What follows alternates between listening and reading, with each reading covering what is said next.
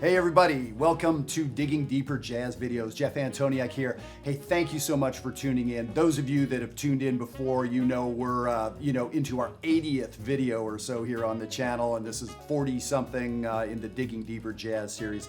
My name's Jeff Antoniuk, and I love sharing this experience of jazz and giving you guys great, very specific tools to work on. And as most of you know, I'm talking to adult amateur musicians mostly. I am thrilled that there are university professors across the country using this material in their classes. I never expected that.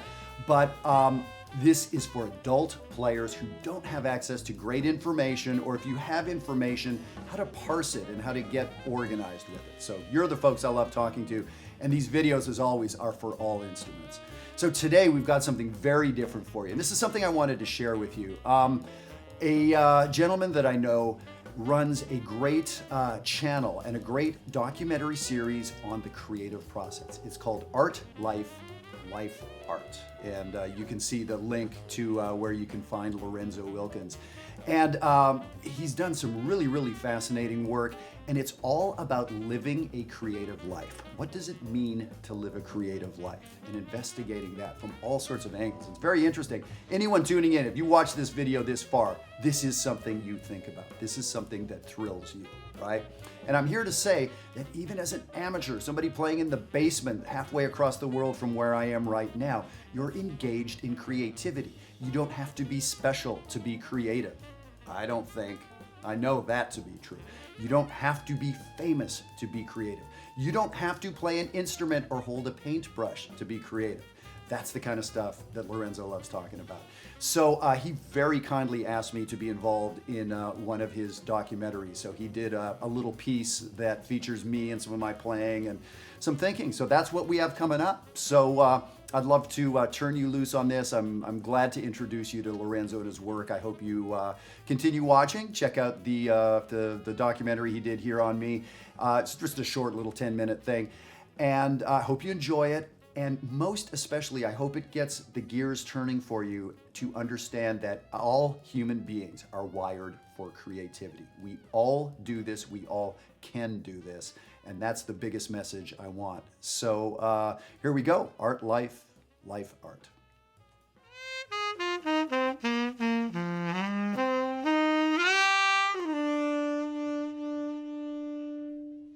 Well, talking about creativity, I'm a jazz musician, so one of the first things I think about is improvising.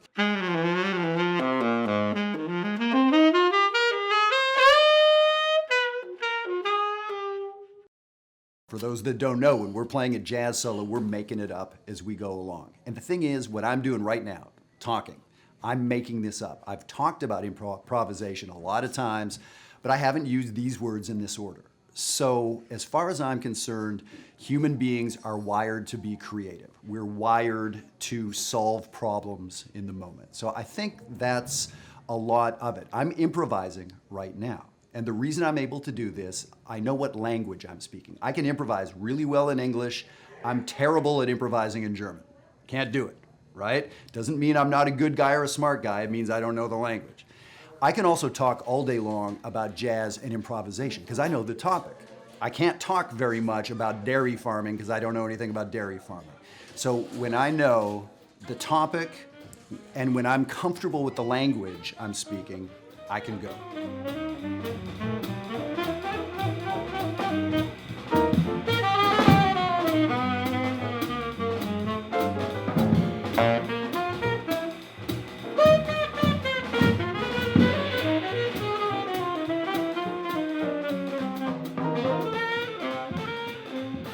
So to me, it's interesting. There's this combination of being a craftsman and being an artist. To me, a craftsman is somebody that can make the same table 100 times, the same beautiful table, exactly the same way. So there's all this technique required to be a craftsman.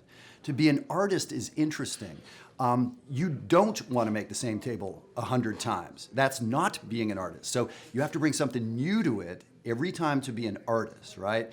And you only need the technique you need for your vision. Miles Davis, one of the greatest artists of all time, was kind of famous for not having the greatest technique on the trumpet. He didn't need perfect technique. He needed the technique he needed to sound like Miles Davis. So that thinking in the moment, there's a craftsman, all the training that we've had to do to make things happen in the moment, but then there's that artistic impulse that tells us what to do.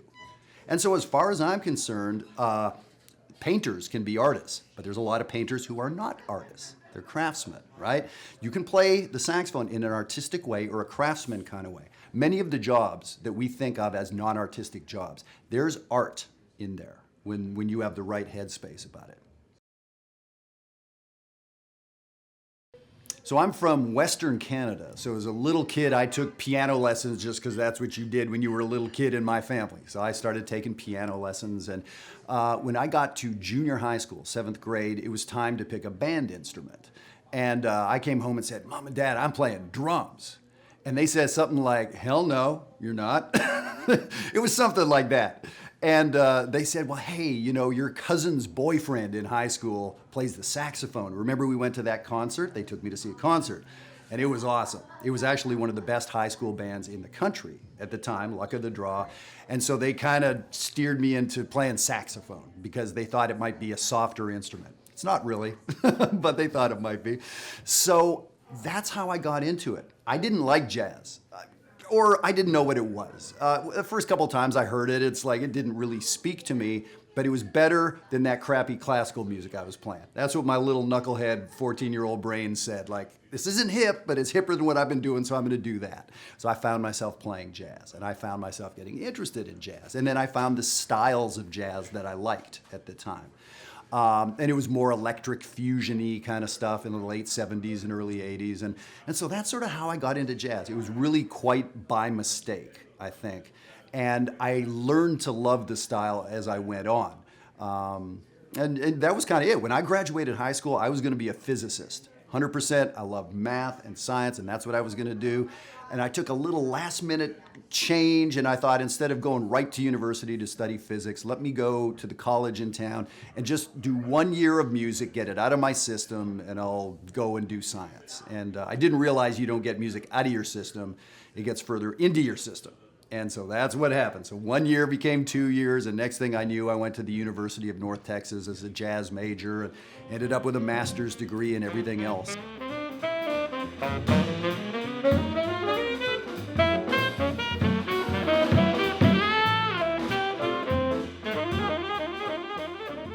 So as far as composing goes, it happens very differently every time, and I've heard many composers say the same thing.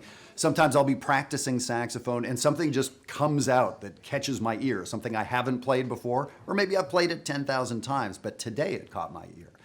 So I'll have to write down that idea or I'll forget it for sure, and put it in a notebook, and sometimes that finds its way into a song. Sometimes I'll sit down at the piano, and my approach at the piano is different. I don't play piano nearly as well as I play saxophone. So more complicated melodies I'm more likely to come up with on the saxophone. I have that facility. Something that has to do more with the harmony or the chords or a bass line, I'll probably write at the piano because the piano lends itself to the bass notes that the saxophone doesn't have. It lends itself to the harmony. Sometimes I'll hear a groove in my head, and I'll try to remember that groove and imagine what melody would happen over that groove. So there's all these elements of music, and I guess I just named 3 of them: the melodic part, the harmonic part, the groove part. I guess I mentioned a bass line, a foundational part. So for me, the music can come from any of those places. And once I have a little bit of one in place, I try to either expand that or imagine what the next part would be above it or below it. So it's a little bit different every time.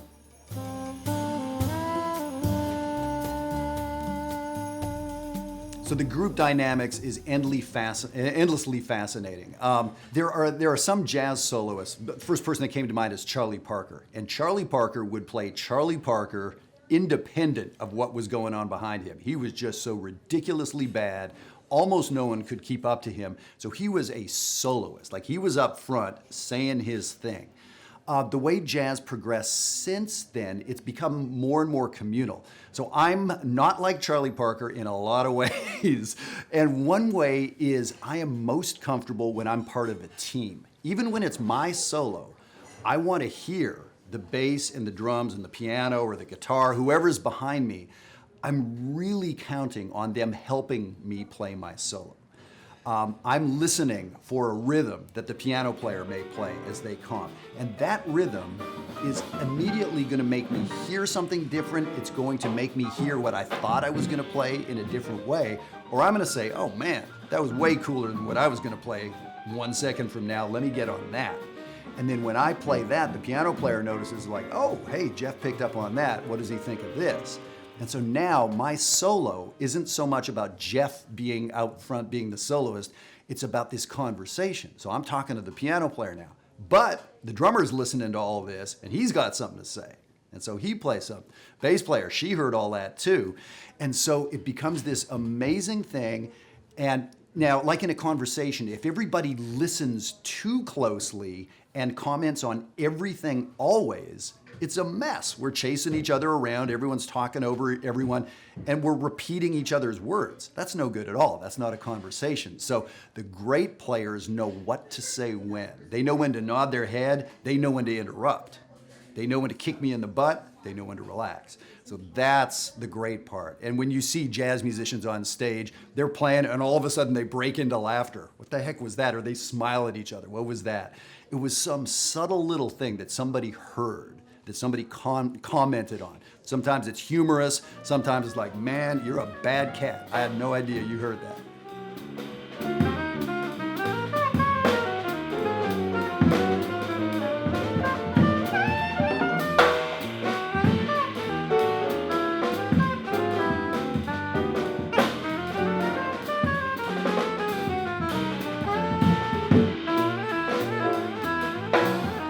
So for at least 15 years now, I've been working with adult amateur students. I've been teaching my whole life, so really I've been teaching 30 some years. But for the last 15 years, I've really focused on all the great adult musicians out there who are not full-time musicians. They may be semi-pros, they may just play in the basement. They may be people that just love this music and want to play more.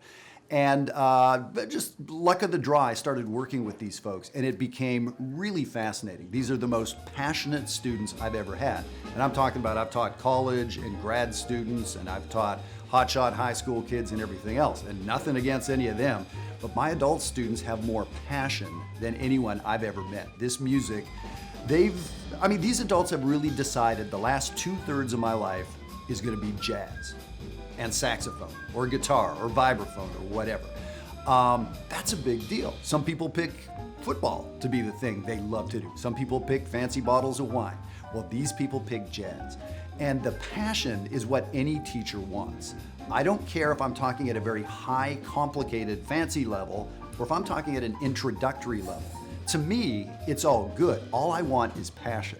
I want someone to bring out my passion, and I want to see their eyes light up. So when I'm teaching these adult students, that's where the connection happens. And since we're talking about jazz, what I love is taking these students who are usually alone in their homes, practicing in the basement. They've been listening to this music for decades. They maybe have played it for decades, but they don't have a way to connect with other musicians. They're accountants, they're attorneys, they're doctors, they're house husbands. They don't know other musicians. So for me, the idea is, what if I put these people together and get them vibing together, get them playing together? And we talk about improvising and group dynamics.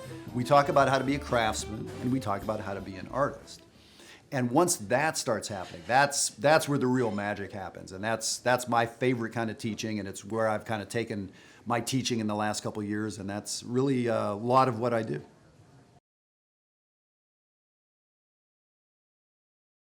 Well, creativity or finding an artistic voice, it's very interesting. There's a guy that I love to read. His name is Seth Godin, and he's a marketer. He's a business marketing guy, but he talks a lot about art. It's very interesting.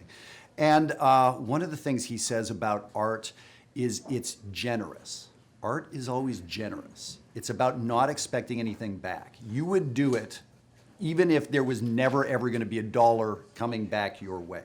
So when someone's thinking artistically, it's a gift. It's something you have to do. So art is something that's individual. It happens in the moment. It's supposed to create an emotion. It's not supposed to go, fade into the wall. It's not supposed to fade into the woodwork. It's supposed to challenge somebody. So when you take chances and when you put some of yourself into it, and if you come back tomorrow not really caring that nobody said anything about it yesterday, that's going the correct direction.